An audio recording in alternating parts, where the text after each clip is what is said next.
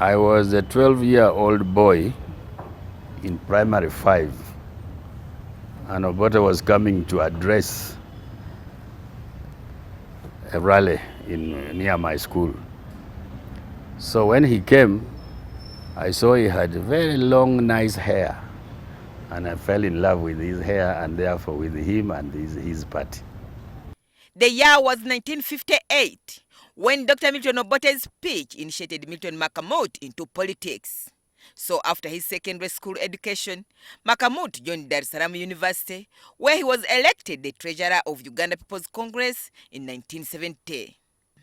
A statistician by profession, Makmot was a university lecturer for several years before he went into mainstream politics.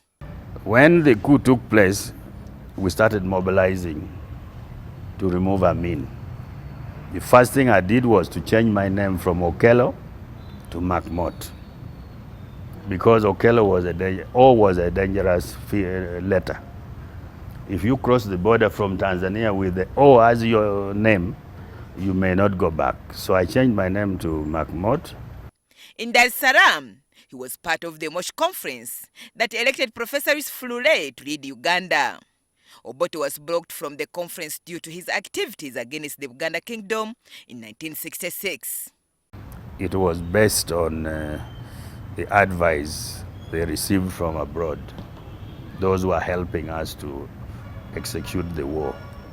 They had said, keep Obote out, get somebody else, because you are going to land in Buganda and he may not be welcome. The government may not be welcome. When Paulo Mwanga assumed power as vice president, Makmot was appointed Deputy Minister for Finance. A position which Obote later confirmed, and I was to serve in that capacity until the events of the 27th of July, 1985. Makmot remembers Obote as a very moody president who could hire and fire ministers at any time. Things always went well when he's jolly, and not so well when he was moody.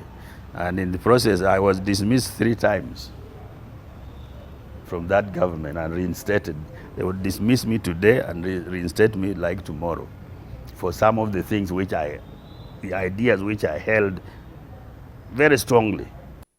He recalls being fired verbally from cabinet by Obote when he advised the president to speak to Yoweri Museveni in a bid to end the guerrilla war. Because I told him, we are losing people. Ito Jock is gone. There was a colonel who was shot in Kasese called Colonel Obote, who was coming from Amolatar. And then Odongo Duka was sick with cancer. So I said, look, head of the army, the chief of staff has gone, Colonel Obote has gone, and Odongo Duka, we are losing him against cancer.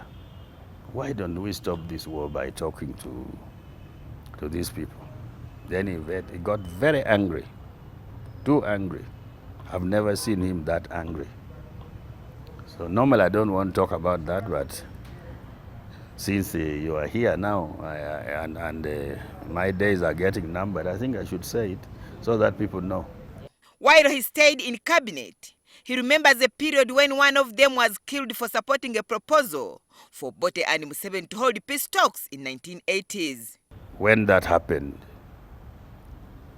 the effort for us to talk to the president to organize a meeting with the group which was then fighting in the bush became a tall order. Nobody would now allow it to cross his lips, because if they have sent somebody with an olive branch and he's finished off, who are you now to say we still want to talk?